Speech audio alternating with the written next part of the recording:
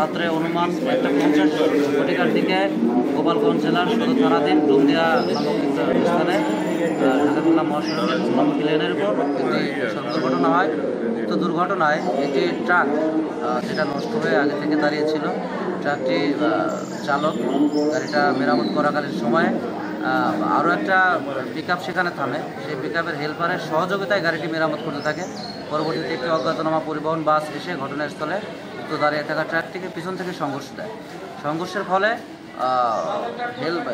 অন্য যে পিকআপ গাড়ি ছিল সেই পিকআপের যে হেল্পার যে সহযোগিতা করছিল সে ঘটনাস্থলে নিহত হয়। পরবর্তীতে তার লাশ আমরা সদর হাসপাতালে এনে আত্মীয় স্বজনের কাছে আইনগত প্রসেসের মাধ্যমে বুঝাই দেই এবং আমাদের রেকার আসার পরে রেকার যখন গাড়িটাকে টান দেয় তখন নিচ থেকে আরও একটি লাশ পাওয়া যায়, যে লাশটা ওই নষ্ট হওয়া যে ট্রাকটা দাঁড়িয়েছিল সেই ট্রাকের চালক ছিল।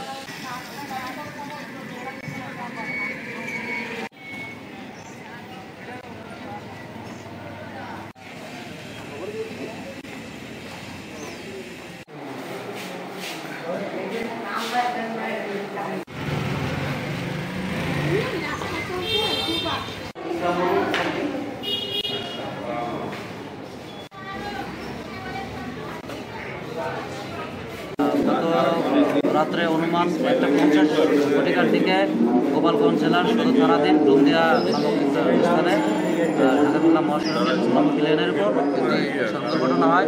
উক্ত দুর্ঘটনায় একটি ট্রাক যেটা নষ্ট হয়ে আগে থেকে দাঁড়িয়েছিল, ট্রাকটি চালক গাড়িটা মেরামত করাকালীন সময়ে আরও একটা পিকআপ সেখানে থামে। সেই পিকআপের হেল্পারের সহযোগিতায় গাড়িটি মেরামত করতে থাকে। পরবর্তীতে একটি অজ্ঞাতনামা পরিবহন বাস এসে ঘটনাস্থলে উক্ত দাঁড়িয়ে থাকা ট্রাকটিকে পিছন থেকে সংঘর্ষ দেয়। সংঘর্ষের ফলে অন্য যে পিকআপ গাড়ি ছিল সেই পিকআপের যে হেল্পার যে সহযোগিতা করছিল সে ঘটনাস্থলে নিহত হয়। পরবর্তীতে তার লাশ আমরা সদর হাসপাতালে এনে আত্মীয় স্বজনের কাছে আইনগত প্রসেসের মাধ্যমে বুঝাই দেই এবং আমাদের রেকার আসার পরে রেকার যখন গাড়িটাকে টান দেয় তখন নিচ থেকে আরও একটি লাশ পাওয়া যায়, যে লাশটা ওই নষ্ট হওয়া যে ট্রাকটা দাঁড়িয়েছিল সেই ট্রাকের চালক ছিল।